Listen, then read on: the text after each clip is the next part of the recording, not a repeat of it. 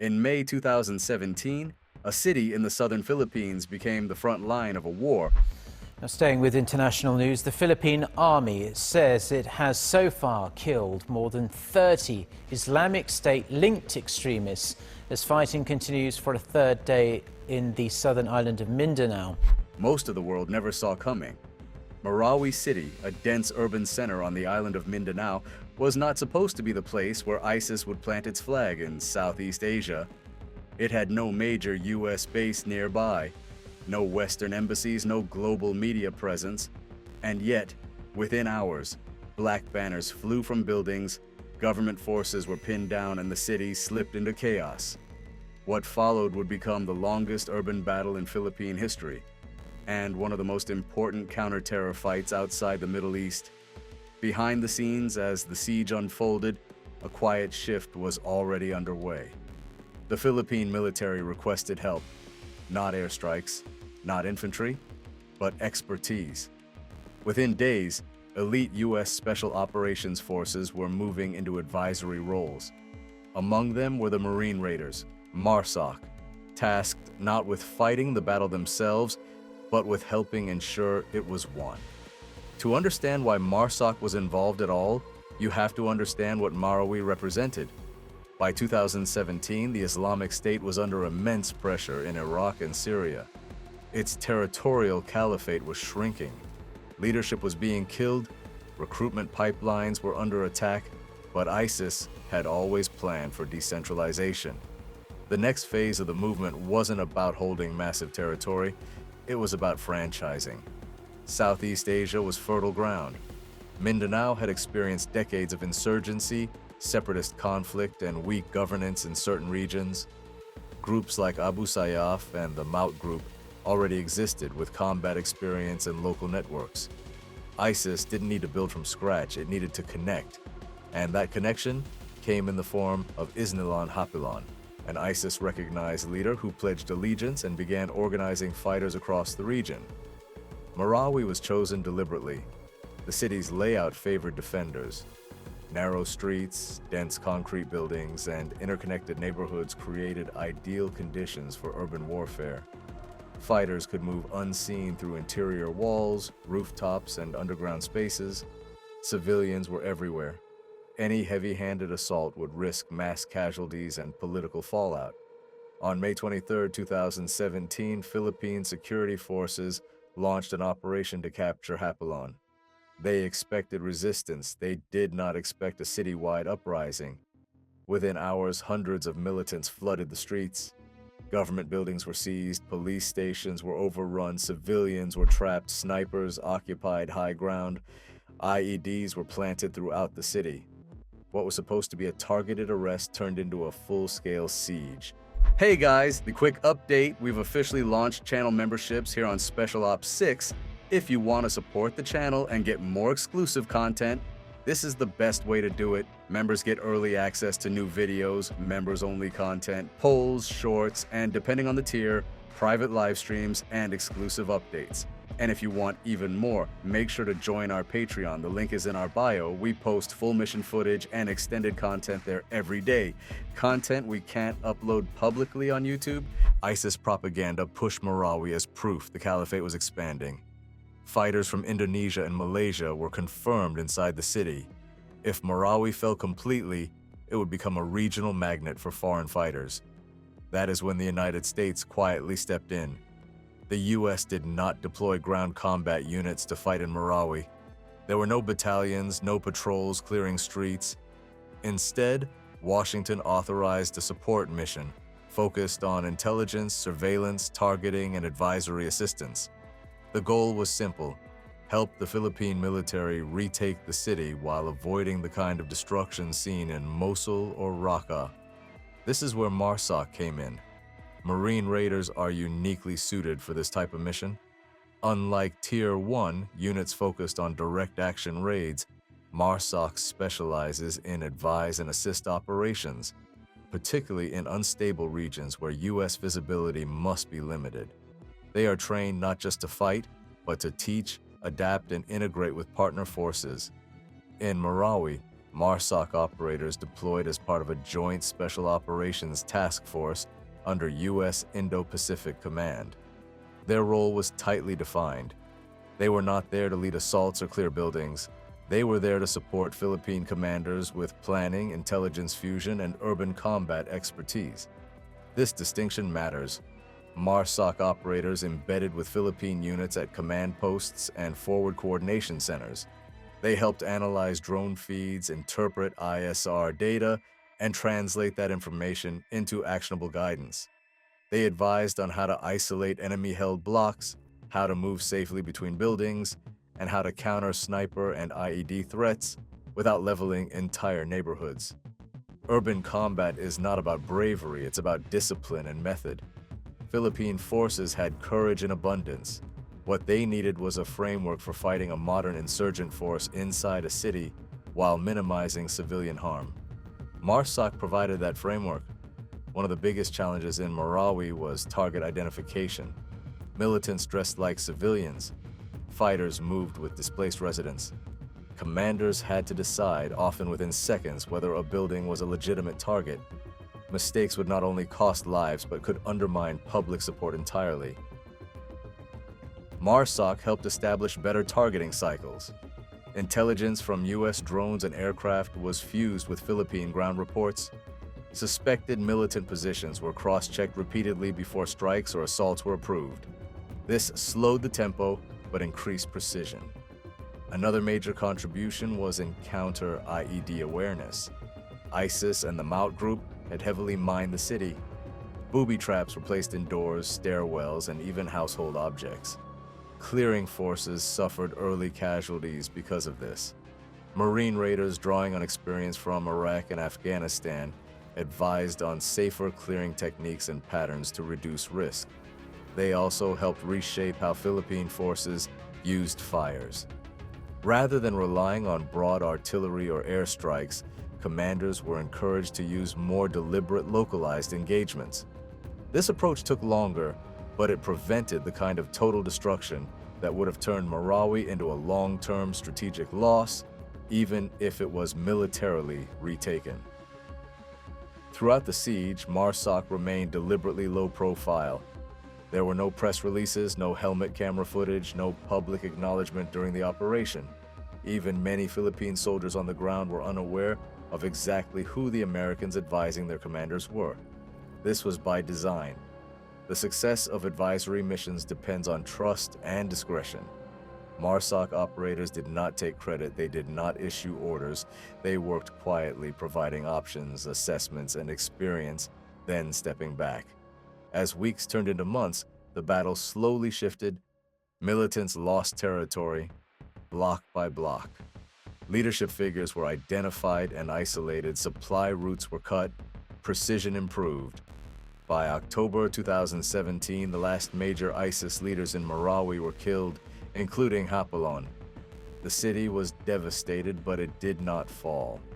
Marawi proved something important about modern warfare. Not every fight requires overwhelming force. Sometimes what decides a battle is knowledge, discipline, and partnership. MARSOC's involvement did not dominate headlines, but it played a critical role in preventing Marawi from becoming Southeast Asia's Mosul. This was not a war won by foreign troops. It was a war won by Philippine forces with the quiet support of advisors who understood how urban battles spiral out of control and how to stop that from happening. As the siege of Marawi stretched from days into weeks, the battle settled into a brutal rhythm. Progress was measured in meters, not blocks. Every building taken revealed another fortified position behind it. The militants had prepared well walls knocked through to create internal corridors, firing ports cut into concrete, and improvised explosive devices hidden in places designed to punish any careless movement. This was no longer a counter-terror operation, it was urban warfare. At the heart of the Philippine command structure, a small group of U.S. advisors worked quietly, out of uniform, and away from the front lines. Among them were operators from the Marine Raiders, MARSOC. Their job was not to fight the battle, but to help reshape how it was being fought. MARSOC's presence in Marawi was deliberately low profile. They did not accompany assault teams into buildings. They did not direct fire missions. Instead, they embedded at command and coordination nodes where decisions were made and information converged. This was where the battle could be influenced without ever pulling a trigger. One of the first challenges was tempo. In the early days of the siege, Philippine forces attempted rapid advances, trying to overwhelm the militants with momentum. This approach worked in rural counterinsurgency operations, but in Marawi's dense urban terrain, it led to heavy casualties. Snipers punished exposed movement, IEDs detonated beneath stairwells and doorways. Militants used civilians as shields, deliberately slowing operations. MARSOC advisors pushed for a shift. Urban combat, they emphasized, is not about speed, it's about isolation. Instead of pushing forward everywhere, they advised Philippine commanders to focus on cutting the city into smaller sectors, isolating militant-held blocks, and denying freedom of movement. Progress slowed, but control increased. Intelligence became the decisive factor. U.S. ISR assets, drones, manned surveillance aircraft, and signals intelligence platforms provided a constant stream of data. But raw intelligence is only useful if it can be interpreted and applied. MARSOC helped bridge that gap. Drone feeds were reviewed alongside ground reports.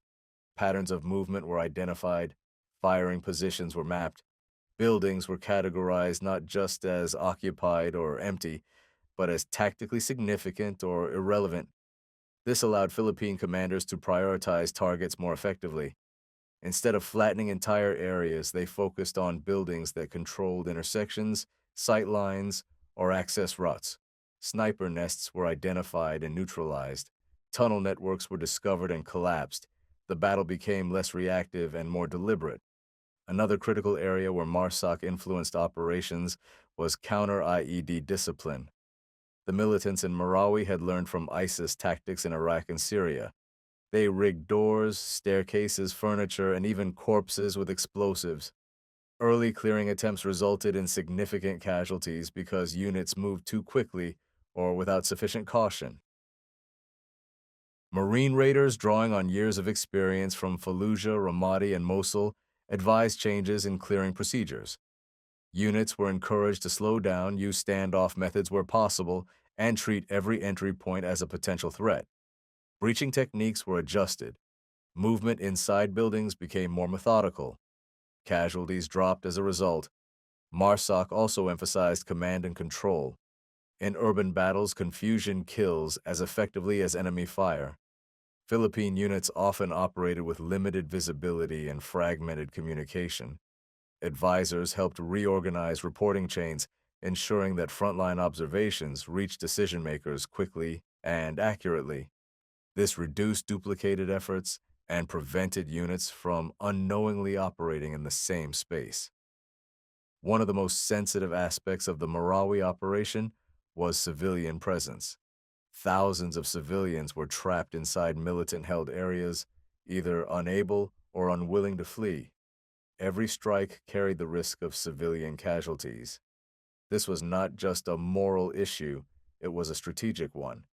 Heavy civilian losses would have handed ISIS a propaganda victory, regardless of the battle's outcome. MARSOC advisors reinforced the importance of positive identification. Targets were cross-checked repeatedly. Drone imagery was combined with human intelligence. Strikes were delayed or canceled if doubt existed. This approach frustrated some commanders early on, but over time, it proved essential. Civilian casualties were reduced and public support for the operation was preserved. As the siege wore on, intelligence-driven targeting began to pay dividends. Militants lost senior leaders one by one. Safe houses were compromised, supply routes were cut. Fighters were forced to move more frequently, exposing themselves to surveillance. Momentum slowly shifted. One of the turning points came when Philippine forces, supported by precise intelligence, began collapsing the militants' internal mobility. Walls that once allowed fighters to move unseen between buildings were destroyed. Rooftop access points were denied. Escape routes were blocked. The city, which had initially favored the defenders, began to work against them. Throughout this period, MARSOC remained in an advisory posture, but their influence was unmistakable. Philippine commanders began anticipating problems before they emerged. Units coordinated more effectively, casualty rates declined. The operation became more disciplined, more patient, and more sustainable. This is the true nature of modern special operations advisory missions. Success is rarely dramatic. It does not come from bold charges or cinematic moments. It comes from process, from helping partners make better decisions consistently under extreme pressure. By late summer 2017, ISIS-linked fighters in Marawi were isolated into shrinking pockets. Food and ammunition were running low. Communication between cells broke down. Survivors attempted to escape disguised as civilians, but intelligence and biometric screening intercepted many of them. When the final phase began, it was almost anticlimactic. The remaining militants were hunted down block by block. On October 16, 2017, Isnilon Hapilon and Omar Maut were killed in a targeted operation. Within days, Philippine authorities declared the city liberated. Marawi was devastated. Entire neighborhoods lay in ruins. Thousands of civilians were displaced. But the alternative, a permanent ISIS foothold in Southeast Asia, had been prevented. MARSOC did not claim credit. They never do. Their operators rotated out quietly, leaving behind partner forces that were more experienced, more capable, and better prepared for future threats. The lessons learned in Marawi would later shape advisory missions across the Indo-Pacific region. The battle demonstrated something critical about modern warfare. Elite forces do not always win by fighting. Sometimes they win by teaching others how to fight better. When the final gunfire faded in Marawi in October 2017, the city was in ruins, but something far more important had been prevented. ISIS had failed to establish a lasting foothold in Southeast Asia. What could have become a regional caliphate collapsed instead into scattered remnants. The battle did not end extremism in the Philippines, but it broke the momentum that Marawi was meant to create. For the United States and its allies, Marawi became a case study in modern warfare, not because of overwhelming firepower or decisive maneuver, but because of how quietly the battle was shaped. The role of the Marine Raiders, MARSOC, during the siege illustrated a fundamental shift in how special operations forces are used in politically sensitive conflicts. Marawi was not a war the United States could visibly fight. There could be no American-led clearing operations, no U.S. flags on armored vehicles, no large troop presence. The solution was influence without ownership. MARSOC's involvement showed that advisory missions are no longer secondary or supporting efforts. In conflicts like Marawi, they are the decisive element. One of the most important outcomes of the battle was how it reshaped Philippine military doctrine. Prior to Marawi, most Philippine counterinsurgency experience came from jungle and rural operations.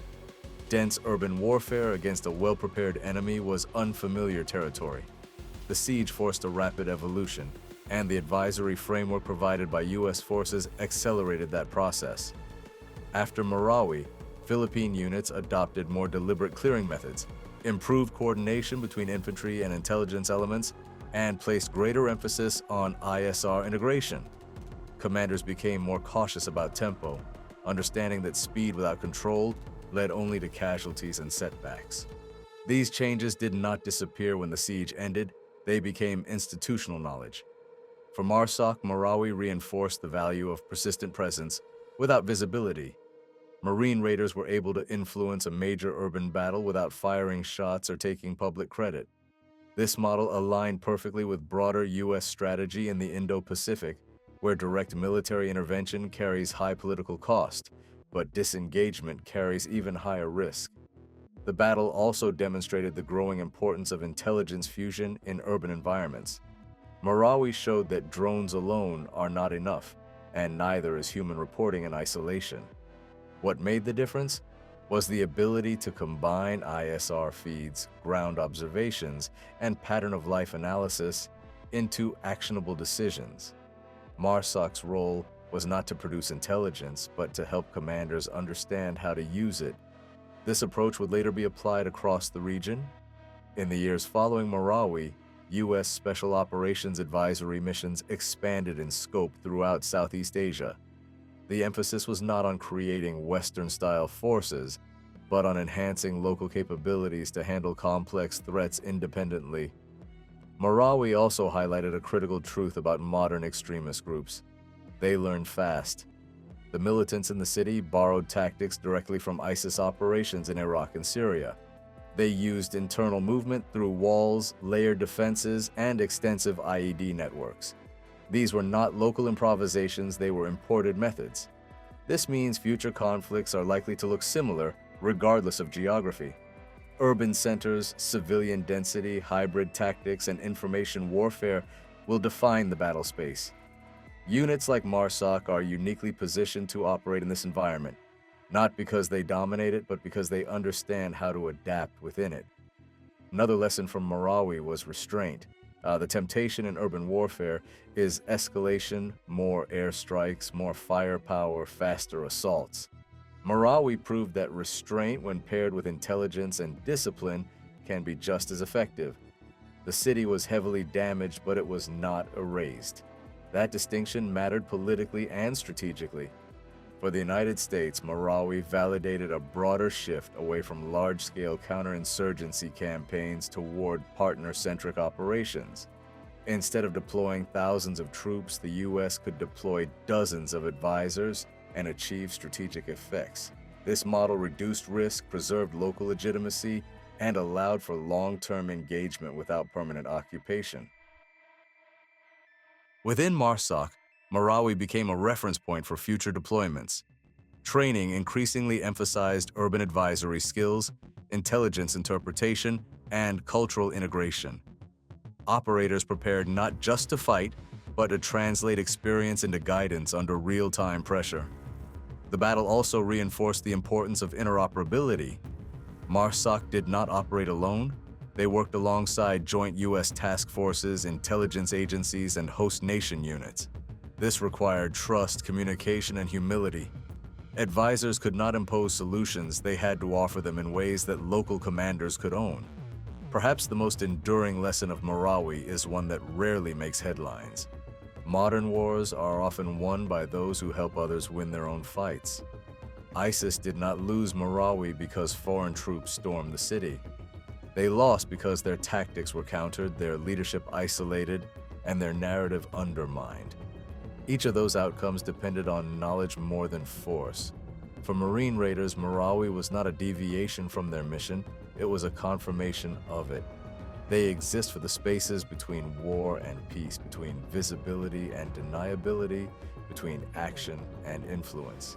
In those spaces, small decisions can shape large outcomes. As global competition intensifies and conflicts become more ambiguous, battles like Marawi will likely become more common.